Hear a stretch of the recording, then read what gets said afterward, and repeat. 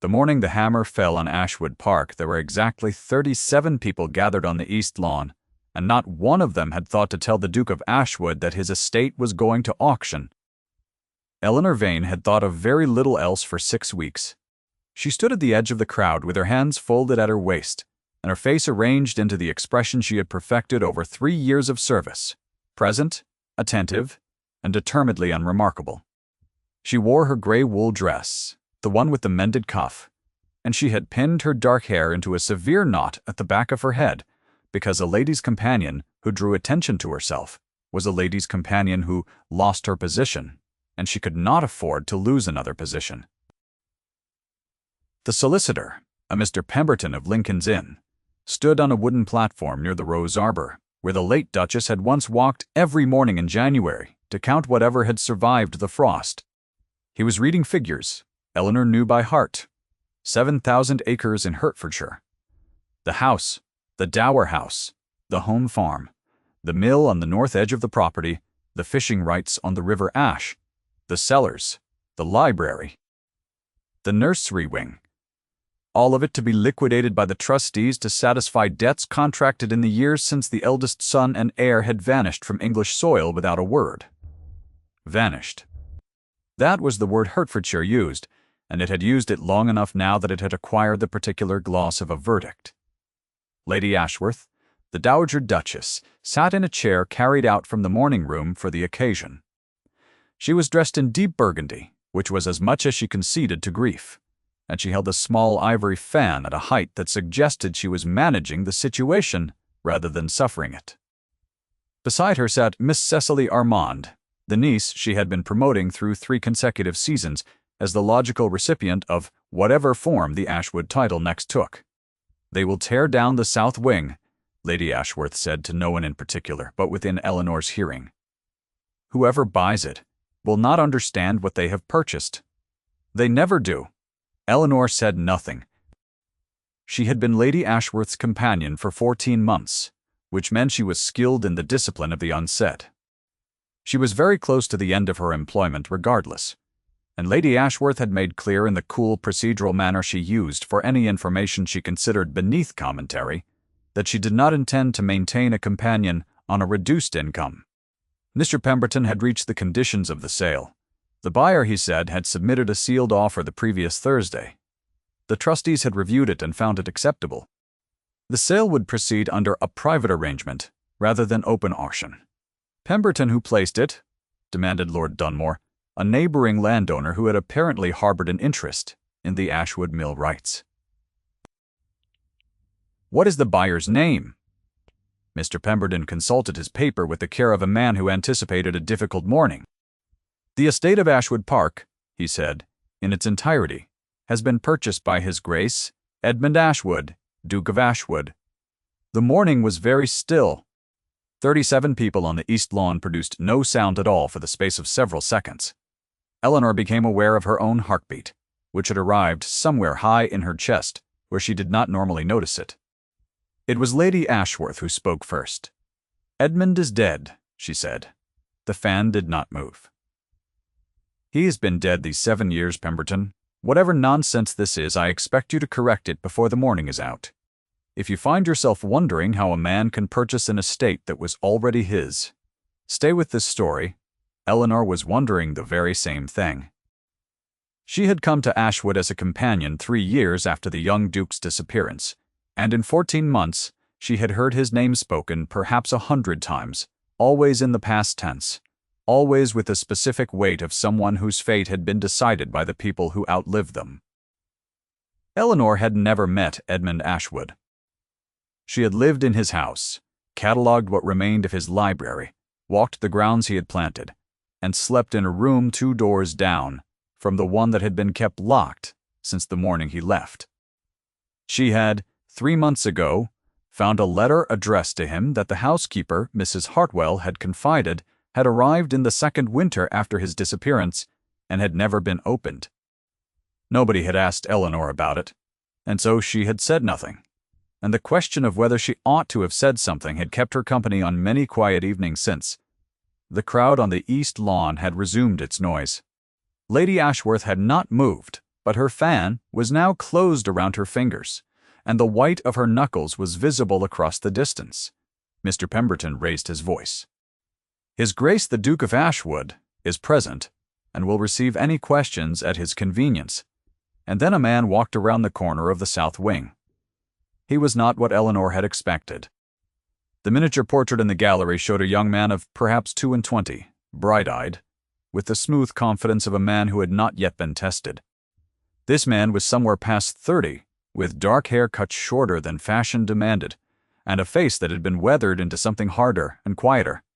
He wore a dark coat, plainly cut, and he walked without ceremony, as though he had simply stepped around a corner he had walked around 10,000 times before, which he had a slight stiffness in his left shoulder that resolved into a long-healed injury as he moved, and his eyes, when they found the crowd and began to move through it, were a pale gray-green that catalogued everything with the particular attention of a man who had spent years in circumstances where accurate observation was not optional. His gaze moved through the crowd. It passed over Lord Dunmore. It paused briefly on Miss Armand. It settled on Lady Ashworth for a moment of sustained, unreadable wait. And then it found Eleanor. She did not know why it stopped on her among the 37 people assembled. She was the least conspicuous person present. She had arranged herself to be the least conspicuous person present.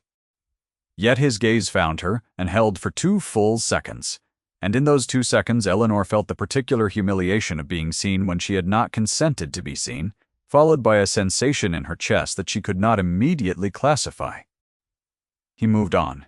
He crossed the lawn toward Mr. Pemberton, and the crowd parted for him the way crowds instinctively part for men who have not reminded themselves to hesitate. Lady Ashworth stood. "Edmund," she said, and the word was not a greeting. "Your Grace," he said. His voice was lower than Eleanor had imagined. "I owe you an explanation." "You owe this family a great deal more than that," Lady Ashworth said. 7 years. 7 years without a word, while this house fell into ruin, and the creditors were at the door, and everyone from London to Edinburgh believed you dead. He did not flinch. He received this the way he had received the sight of the crowd, with the steady attention of a man who has faced worse and remained standing. Eleanor turned quietly and moved back toward the house. She had reached the steps of the south entrance when she heard him behind her. "Miss Vane." She stopped.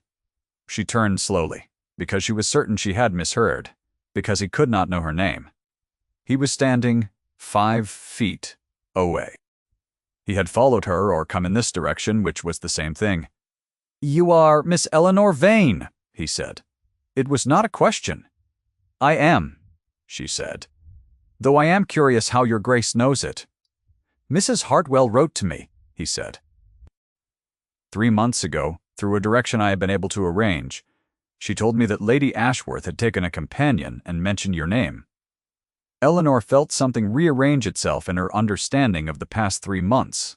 "She described you," he said, "as a woman who could read a room with uncommon accuracy, and as a woman who had not reported to my mother the matter of the letter, the unopened letter." Eleanor had not mentioned it to Lady Ashworth, which was either a failure of her duties or an act of some other instinct she had not examined too closely. "I did not feel it was my place," she said. "It was addressed to you. It seemed reasonable to leave the reading of it to you." He studied her with that same quality of attention she had noticed across the lawn, and at close proximity it was considerably more affecting. She was very aware of the worn cuff of her dress. "It was from my man of business," he said, "informing me that the trustees had initiated proceedings." "Then it would seem the letter had more urgency than I appreciated," Eleanor said. "It had a great deal of urgency," he said, "which is why I am here and not in Lisbon." Lisbon. He had been in Portugal 7 years, and he had been in Portugal. She did not ask. She could see from his face that the explanation was something he was not yet ready to offer to anyone who would report it to Lady Ashworth before nightfall. "Well," she said, "Ashwood is still standing, Your Grace. The south wing roof required attention last autumn, and the home farm manager has been making do with considerable ingenuity. The bones of the house are sound." He looked at her for a moment in which she could not tell what he was thinking. "The bones of the house are sound," he repeated. "That is my honest assessment," she said. "Miss Vane," he said. He said her name in a way that made her aware she had been holding her breath. "I intend to speak with Mr. Spitz, Pemberton, and with my mother. Those conversations will not be pleasant. Would you do me the kindness of remaining available this afternoon? I find I may need someone in this house capable of reading a room without reporting everything she has read. I have no particular plans to leave," she said. "As matters stand, I am not entirely certain I have anywhere to leave to." He took this in, and something moved across his face very briefly, like a shadow over stone. "I am aware that my return has complicated your situation," he said. "I intend to address that among other things." He inclined his head and turned back toward the east lawn. Eleanor stood on the south steps for a moment after he was gone, her hands folded at her waist, her heart doing something she considered entirely unreasonable given the nature of the conversation. She went inside. The next 3 days were not quiet. He spent the first morning in conference with Mr. D. Pemberton and 2 other solicitors who arrived from London before noon, and Eleanor saw him briefly in the corridor between the estate office and the study, walking fast with papers in his hand, looking like a man cataloguing the full extent of what had been allowed to happen to his home in his absence. She flattened herself against the wall to let him pass. He slowed, just slightly, and his eyes found hers for a moment with the same quality of arrested attention he had directed at her across the east lawn. Then he continued on. He spent the first afternoon in the estate office with Mr. Plankst. Cavil, the steward who had kept his position through 7 lean years, with the particular loyalty of a man who had decided at some point that the Duke was not dead, and that the estate deserved to be managed as though it had a future. Eleanor could hear, through the wall of the adjacent passage, the low sustained cadence of 2 men accounting for what had been lost and what had been saved, and the specific silences that separated one kind of information from the other. He spent the first evening with Lady Ashworth and Miss Armand in the drawing-room, and Eleanor was not present for that conversation, but she heard the raised voices through 2 closed doors and a corridor. She heard her own name, at one point just her name, and then a pause, and then Lady Ashworth's voice saying something low and controlled that Eleanor could not decipher. She sat in her small room on the 2nd floor and looked at her hands and told herself that whatever was being said was not her concern, and was very nearly successful in believing it. The next morning, Lady Ashworth summoned Eleanor to the morning room before breakfast. "You have been making a spectacle of yourself," Lady Ashworth said without looking up from her letter. "A woman of your station does not engage in private conversation with a duke on the steps of his own house. You have apparently given my stepson the impression that you are something other than what you are." Eleanor considered this. "What am I?" she asked. Lady Ashworth set down her pen. "You are a paid companion," she said. "A woman without family, without fortune, without connections worth naming. You are not an interpreter of my stepson's character, and you are not, whatever impression the moment on the south steps may have created. A woman of consequence in the current situation." Eleanor's hands were very still in her lap. "I understand," she said. "I expect you to conduct yourself accordingly," Lady Ashworth said, and returned to her letter. Eleanor walked back through the corridor with the particular quality of calm that comes from having decided, quietly and completely, that one is done being diminished by a particular person.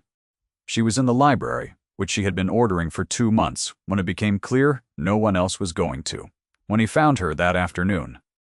He came in without knocking, which suggested he had not grown accustomed to the idea that the room might be occupied, and stopped when he saw her at the table with the estate records open before her. "Forgive me," he said. "I did not realize." "I have been organizing the estate correspondence by year," she said. "I began in March when Mrs. Hartwell mentioned nothing had been touched since your departure. I hope that was not presumptuous." He crossed the room slowly and looked at the shelves. They were in good order. Eleanor had spent 17 evenings on them. "This is considerably better than it was," he said. "The correspondence for the 3 years before your departure is on the left shelf," she said. The years after are on the right.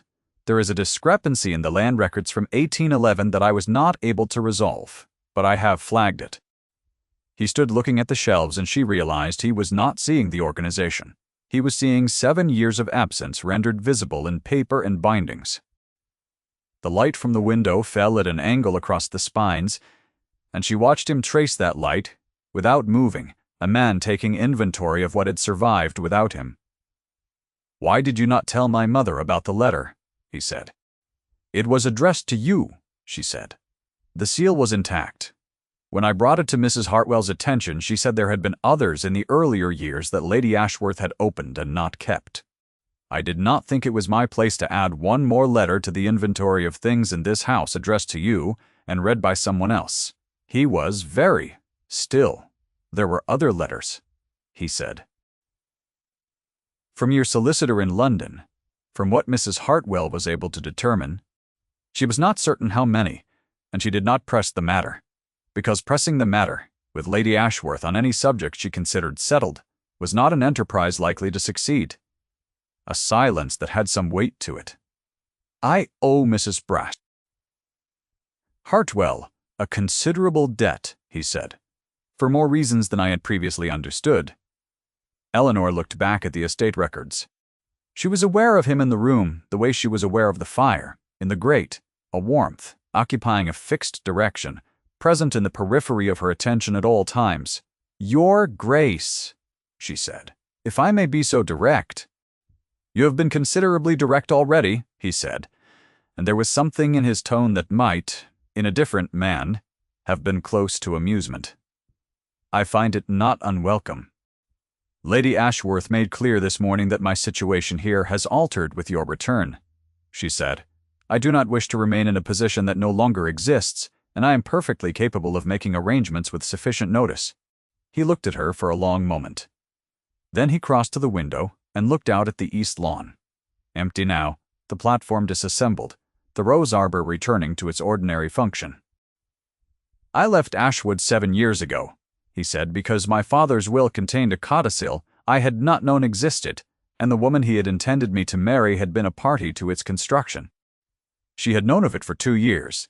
Before his death, I had thought in the season before he died that we were working toward an understanding. I had thought it was the beginning of something chosen. I discovered the Tuesday morning after the will was read that I had been a variable in a financial arrangement, not a participant in a courtship." He said this quietly, as though it were something he had been carrying at a particular weight for a long time, and had decided to set down on a particular surface. Eleanor did not speak. She understood, in her bones, that silence was what was required.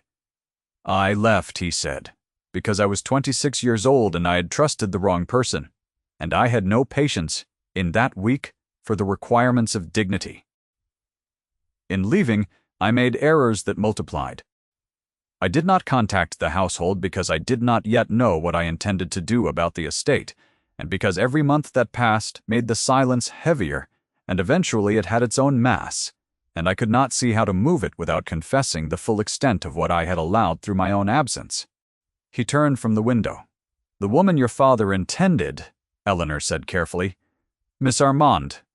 He said nothing, which was its own answer. "I do not intend to marry Miss Armand," he said. "I intend to make that clear to my mother within the week. The codicil is discharged. There is nothing in the legal documents that requires me to marry anyone. Now that the debt is resolved, I understand." He crossed the room. He came to the table where she was sitting, and stood close enough that she was aware of the space between them, which was more charged than the ordinary space between a duke and a companion had any right to be.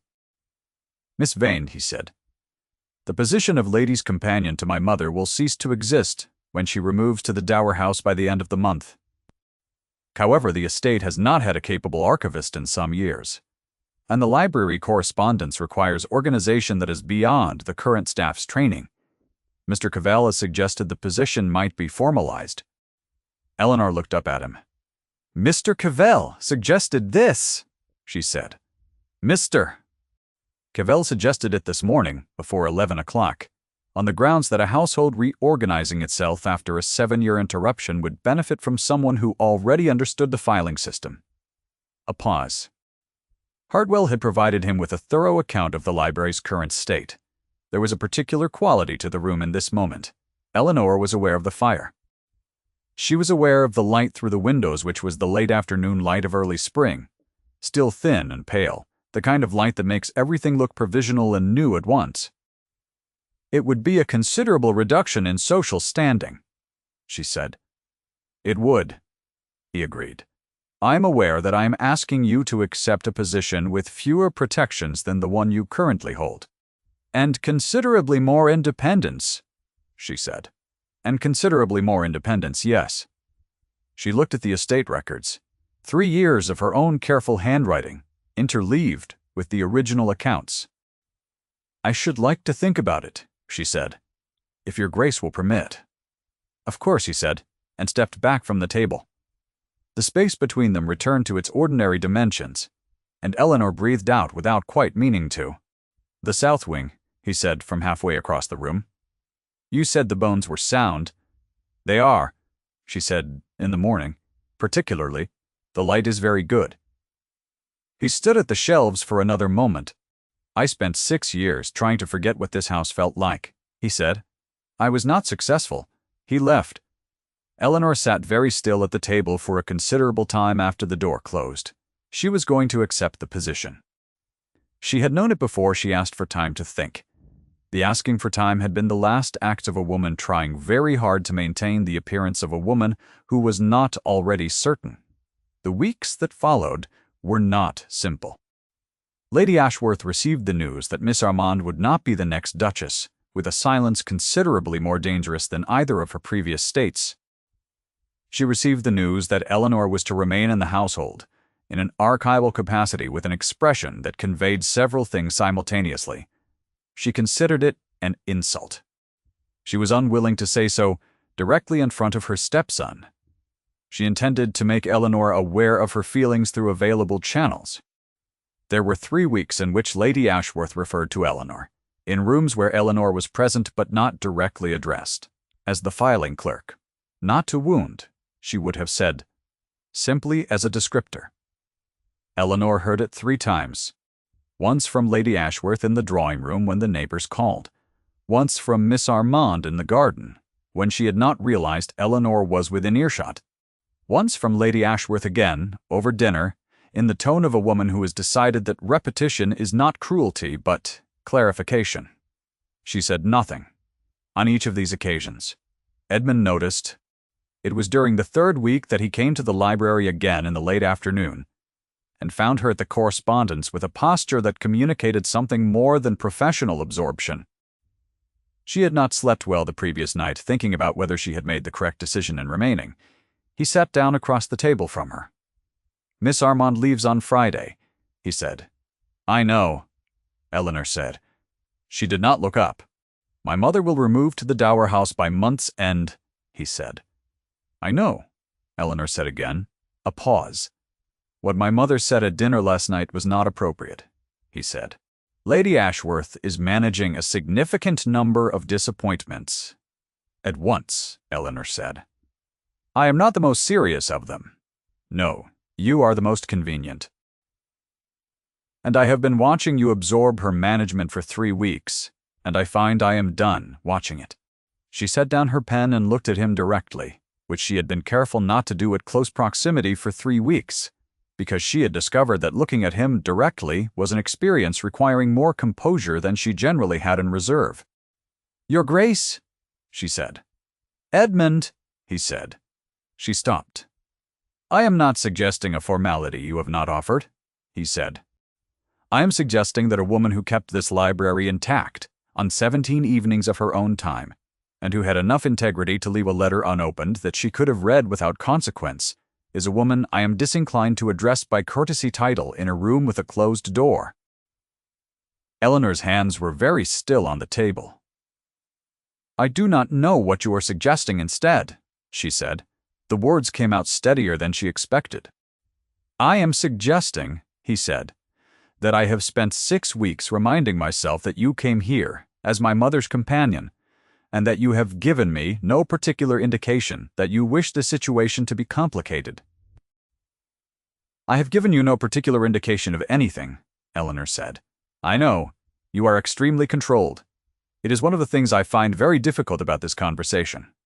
I am not controlled, she said, and then stopped, because she had been about to say something honest and was not certain she was ready. He waited. He was very good at waiting. He did not fill silences with noise. And he sat inside them with the patience she had initially misread as coldness and had since recognized as something else entirely. I am not controlled, she said. I have been practicing at it. It is not the same thing. Something shifted in his face. She watched the shift happen, the very specific change that takes place when a person receives information they have been waiting for, without knowing they were waiting for it. Eleanor, he said. Her given name, in his voice. She had known from the literature on the subject that this would be significant. She had not known the specific weight of it, which settled in her chest and did not move. You should know, she said, that I have no fortune and no family in England, and that my position here was a matter of necessity rather than preference. I've been aware that it affects my judgment, and I've been trying to account for it in how I have conducted myself these past weeks. I know, he said. Do you? She said. Mrs. Hartwell. She was going to have a conversation with Mrs. Hartwell at her earliest opportunity. I want you to know, he said, that I am not speaking to you because you have no security. I am speaking to you because you left a letter unopened and spent 17 evenings on a library that was not yours, and told me the bones of this house were sound, and because when my mother says unkind things about you in your presence, you receive them with a dignity that has made me unreasonably angry on your behalf, repeatedly, for 3 weeks. Eleanor looked at the table. That is a great many reasons, she said. It is not an exhaustive list, he said. Edmund, she said, and she heard his name in her own voice and felt the difference that it made. He reached across the table. His hand covered hers, not with force, but with a steadiness she recognized as the same quality she had heard in his voice from the beginning, the quality of a man who had decided something and intended to stand by it. I am not asking you for anything you do not wish to give, he said. I am asking whether I am misreading what is between us, because I have spent 6 years misreading a great many things, and I would rather ask plainly and be wrong than proceed on assumption and find I have misjudged everything again. You have not misjudged, she said. Her voice was very quiet. I've been trying not to let you see it. I know, he said. You were not entirely successful. She looked up at him. He was watching her with something open in his face that she had not seen there before, something that had been stored behind the weathered patience all these weeks. I intend to stay at Ashwood, he said. I intend to rebuild what was neglected and restore what was lost over years, not months. I do not know if that is a life you would consider. I came here expecting to read correspondence aloud to Lady Ashworth, Eleanor said. And instead, he said. And instead, she agreed.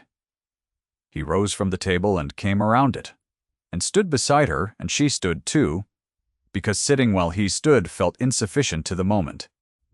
They faced each other in the afternoon light, with the shelves behind them and the estate records open on the table, and he raised his hand and very carefully set his fingers against the side of her face. She felt the warmth of it through to her collarbone. I would like, he said, very quietly, to court you properly, with all the appropriate tedium that implies. The appropriate tedium, she said. Letters, he said. Accompanied walks. Chaperone drawing-room visits.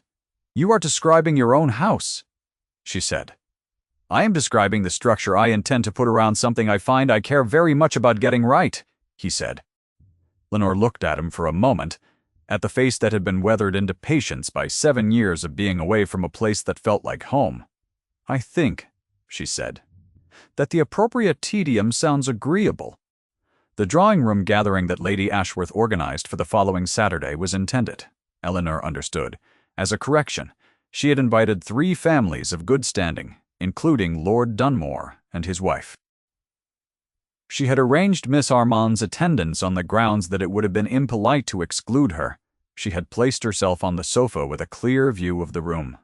Eleanor arrived precisely on time, in the dove-gray dress she had pressed the previous morning, and took a seat near the window, which was her habit. Miss Vane, Lady Ashworth said to Lady Dunmore, in the voice she used for information she did not wish to seem to care about, has accepted a position in the household. As an archivist, one does what one can to maintain capable staff. Lady Dunmore, a perceptive woman of 50, said, "How very sensible," and looked at Eleanor with an expression that contained no judgment. Edmund came in from the direction of the estate office, still in his working clothes. He spoke to Lord Dunmore about the millwrights. He spoke to the other gentleman about the home farm. He did not look at Eleanor. Eleanor did not look at him. Lady Ashworth watched both of them. It was when Lady Ashworth said, at a pause in the conversation, in her carrying tone, "Miss Armand, I believe the Duke has not yet given you the answer to the question you asked in the garden this morning," that the room altered. Miss Armand looked uncertain. "I did not ask the Duke a question this morning," she said. "You asked me," said Lady Ashworth, now looking at Edmund, "whether the estate would be managed differently now that Edmund has returned. I said you ought to ask him directly. It was not about the estate." They all understood it was not about the estate. Edmund set down his cup. "The estate will be managed according to my judgment," he said, without particular emphasis, but with the level containment that made rooms listen. "I intend to restore what was neglected, and I intend to make my own decisions about the future of this household." Lady Ashworth's fan opened. "Your own decisions," she said. "My own decisions," he said. He crossed the room. Bite.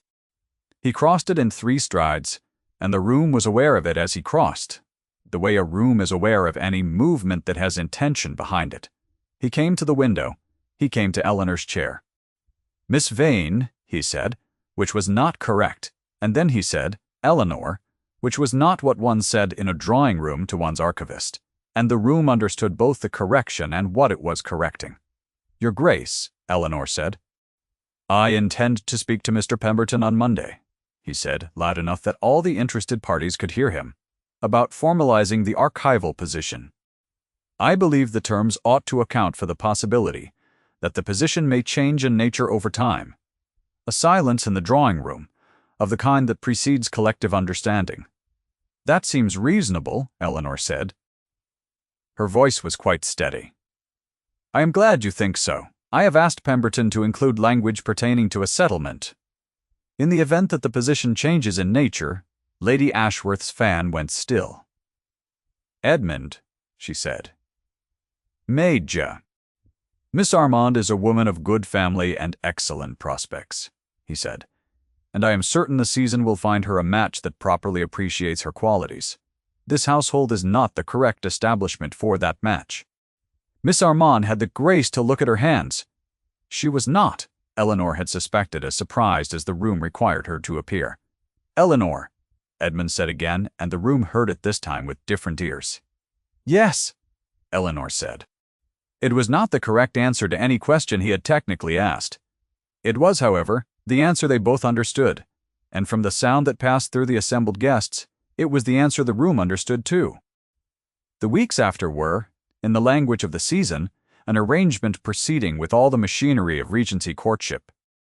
There were calls from Lady Dunmore, who took an interest, and consultation with the vicar, who was pleased, and correspondence with Mr. Pemberton, whose clerk could not quite conceal his satisfaction. There was a Sunday service at which Eleanor sat in a pew and was aware of being looked at by 30 people in the specific manner of people who have revised their understanding of someone. Lady Ashworth removed to the Dower House in the 3rd week of November. On the morning of her departure, she stopped Eleanor in the corridor. "You are cleverer than I took you for," she said. It was not in its delivery a compliment. Beneath it, Eleanor heard something that might, in a different register, have been acknowledgement. "I did nothing clever," Eleanor said. "I left a letter where I found it." Lady Ashworth looked at her for a moment. Edmund has always been susceptible to integrity. His father was the same way. She paused. Take care of the house. Whatever I may think of the situation, the house deserves care. She walked out. The winter was long and specific. Edmund read in the evenings. Eleanor catalogued. They had developed, without discussing it, a practice of occupying the library after dinner on either side of the fire, with work or books between them, and this practice was the shape of a life being built in the particular unhurried manner of people who have both learned, at some cost, that rushing produces errors. He told her in pieces about Portugal, about the man he had apprenticed to when he ran out of funds, a retired merchant of exacting standards who had apparently decided that the young Englishman was more use as a clerk than as a nuisance, and who had paid him accordingly. About the particular quality of winter light in Lisbon, which was nothing like Hertfordshire. About the years in which he had convinced himself he was only staying one more season, and then one more after that, and how the seasons had accumulated without his noticing until he had been gone long enough. About the letter from Mrs. Hartwell that had arrived the previous spring, folded inside a larger packet of correspondence his man of business had been forwarding to him for 2 years. It had said in Mrs. Bring, Hartwell's very plain handwriting, that there was a young woman in the house who had put the library in order on her own time and left his mail alone, and that the trustees had set a date for the auction. He had read it twice, and then set it down, and looked at the water outside his window for a long while, and then he had begun making arrangements. She told them about York, about the household that had closed, about the mathematics of a woman without family and without fortune, the calculations she had made and remade, the night she had accepted Lady Ashworth's letter of offer, and sat in a cold room in York with the document in her hands, and told herself that Hertfordshire was simply another position, and not, as she sometimes feared in her low moments, the last one. And was it? He asked. It was the beginning of something, she said. I did not know it at the time. On a Tuesday in December, with snow falling outside the library windows in the way that Hertfordshire snow falls, quietly and with a quality of arrival rather than intrusion, Edmund came to the table where Eleanor was working, and stood beside her. She looked up. He held out his hand. She took it. There was nothing else said in the library. That evening, there did not need to be. They had between them consumed enough words for a while, and the fire was warm, and outside the snow fell on the east lawn, where 37 people had stood in early spring and heard a name spoken into a morning that had gone very still. In the spring, when the solicitor's documents were finalized, and the morning room had new curtains, and Mrs. Hartwell had received a material token of the household's esteem that she described as entirely unnecessary and was observed smiling about for a fortnight, Eleanor sat in the window of the south wing, in the best light in the house, and wrote a letter to her cousin in Edinburgh. It arrived before the thaw, and the answer it received contained, among other things, the assurance that her cousin had always thought she would find it if she waited long enough. She had not waited, Eleanor thought. She had simply kept her hands busy and her eyes open and let the bones of a thing hold up under the weight of its own future. On the shelf above the desk, in a frame Edmund had found in the attic, there was the miniature of the young man of 22 with the confident eyes. She had put it there in October on the grounds that it belonged in the room.